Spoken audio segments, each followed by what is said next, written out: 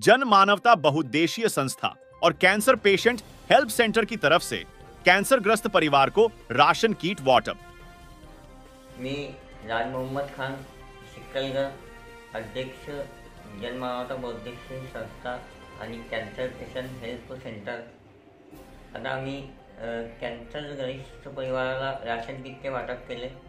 याच्यामध्ये आमचा उद्देश प्रत्येक दिवाळी आणि रमजान हा मोठे सण आम्ही कॅन्सरग्रस्त परिवाराला राशन किट वाटप करून त्यांच्यासोबत साजरा करतो। आणि याच्यानंतर आम्ही प्रत्येक कॅन्सरग्रस्त परिवार जे असतो त्यांचे विद्यार्थी जे मुलं शाळेमध्ये जातात त्यांना आम्ही शैक्षणिक साहित्य आमची एनजीओतर्फे संस्थेतर्फे देतो। आणि कॅन्सरग्रस्त परिवाराच्या मुलींना जे काही मदत होत असते ते आम्ही करत असतो। याच्या आतापर्यंत बरेचसे परिवारांना आम्ही मदत केलेली आहे। त्याच्यानंतर आम्ही हे अभियान राबवत असताना आपल्या जाणीव व्यक्ती जे आहे आमचे दाते त्यांच्याकडून आम्हाला या कामी जनमानवता बहुउद्देशीय संस्थेला आर्थिक मदत मिळते आणि त्याच्यामुळे आम्ही हे अभियान सतत चालू करतो। कारण की याच्यामध्ये आम्ही बरेचसे आमचे कॅन्सरग्रस्त परिवार पण आम्हाला या कामी मार्गदर्शन करतात। आमच्या पुढचं जे आहे नियोजन ते कॅन्सर पेशंट पुनर्वसन केंद्र याची आपण स्थापना केलेली आहे। लवकरच ते सेवेत दाखल होईल, त्याचं काम चालू आहे।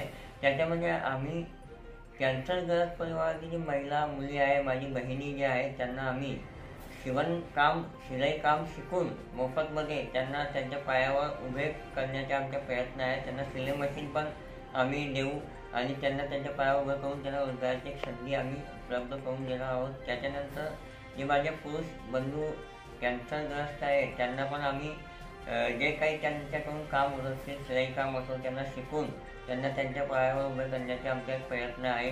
त्याच्यानंतर आता पुढचं नियोजन जे आहे आमच्या ते कॅन्सर पेशंट आधार केंद्र हे सर्वात गरजेचं आहे। कारण की रेडिएशन केमोनंतर पेशंटला विश्रांतीची गरज असते आणि खरं 1.5 ते 2 महिन्याची विश्रांती पेशंटला घ्यावी लागते।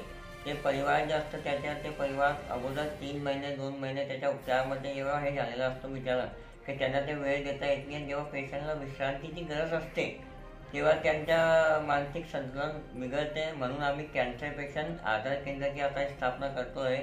त्याच्यासाठी लवकरच जागा घेऊन तिकडे कॅन्सर पेशंट आधार केंद्र उघडण्यात येईल। त्याच्यामध्ये आम्ही कॅन्सर पेशंटच्या पूर्ण विश्रांतीची आम्ही सोय करणार आहोत।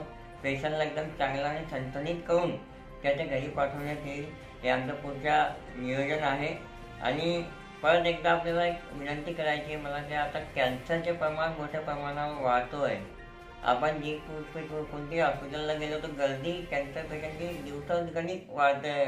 मला पण दिवसभरात 8-10 फोन येतात कॅन्सरग्रस्तांचे आणि एवढं चिंतेचा विषय झालेला आहे की कॅन्सर जे वाढतं ते आपलं खानपान बदललेलं आहे, आपल्या वयसनामुळे आपल्याला हे आजार जळतो आहे।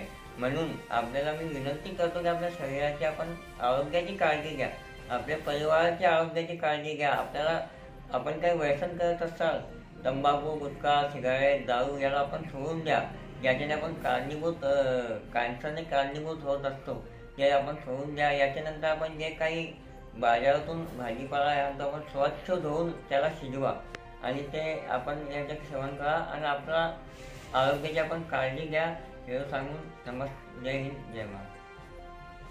तो दोस्तों, ये न्यूज़ चैनल हर वक्त आपकी आवाज़ को अपनी आवाज़ बनाएगा और हर खबर को सच के साथ आपके पास पहुंचाता रहेगा। हर खबर आपके पास पहुंच सके इसलिए इस चैनल को सब्सक्राइब, लाइक और शेयर ज़रूर कीजिए। फिर मुलाकात होगी सच के साथ आपके पास नई खबर के साथ।